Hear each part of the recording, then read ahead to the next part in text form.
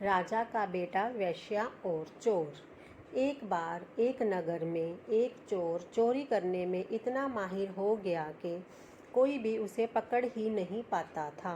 चोर रोज नगर में कई घरों में चोरी करता और घरों से कीमती माल, सोना चांदी और नकदी ले जाता। रोज रोज नगर में हो रही चोरियों से सभी परेशान थे। आखिरकार एक दिन इन चोरियों से तंग आकर नगर वासियों ने राजा के पास जाने का फैसला किया।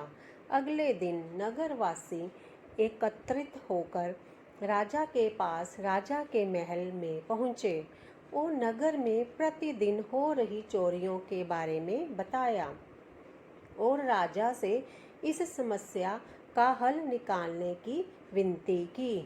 राजा ने प्रजा की समस्या सुनकर नगर कोतवाल को चोर को पकड़ने के लिए सख्त हिदायत दी। राजा ने नगर कोतवाल को 10 दिन के भीतर चोर को पकड़ने का आदेश दिया।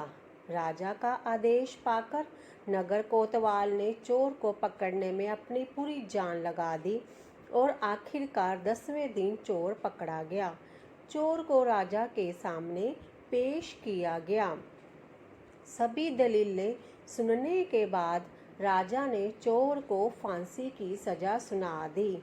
फांसी के लिए चोर को फांसी स्थल की ओर ले जाया गया। चोर को देखने के लिए भारी भीड़ जमा थी। उसी भीड़ में एक सविता नाम की वेश्या भी थी। चोर देखने में हष्ट पुष्ट था। चोर के बलवान शरीर को देखकर वेश्या उस पर लट्टू हो गई और कोतवाल से चोर को 150 स्वर्ण मुद्राओं के बदले छोड़ने की विनती की। कोतवाल लालची था।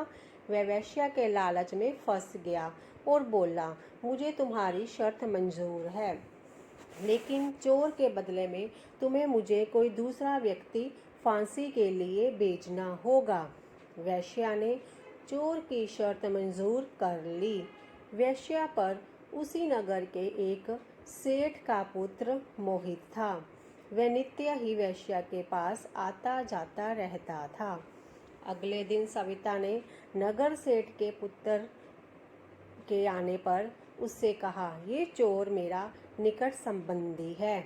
नगर कोतवाल ने उसे छोड़ने के बदले में 150 स्वर्ण मुद्राएं मांगी हैं। अब तुम नगर कोतवाल को यह 150 स्वर्ण मुद्राएं देकर आ जाओ। सविता के प्रेम में पागल सेठ का पुत्र कोतवाल के पास पहुंच गया। कोतवाल ने उसे सविता द्वारा फांसी के लिए भेजा गया आदमी समझकर नगर सेठ के पुत्र को ही फांसी पर चढ़ा दिया और चोर को छोड़ दिया। सविता खुशी खुशी चोर के साथ रहने लगी। कुछ दिनों बाद चोर का मन सविता से ऊब गया और उसने सोचा कि अगर मेरे जैसे अनजान व्यक्ति के लिए यह अपने प्रेमी को मरवा सकती है तो फिर किसी और के लिए यह मेरी बलि भी दे सकती है।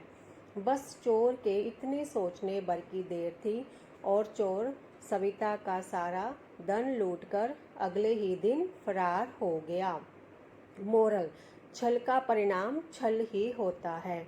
तो अगर आपको ये स्टोरी कैसे लगी आप मुझे कमेंट सेक्शन में बताइए और अगर अभी तक आपने चैनल को सब्सक्राइब नहीं किया है तो सब्सक्राइब कर लीजिए। मिलते हैं एक नई कहानी के साथ अगली वीडियो में। Till then bye bye.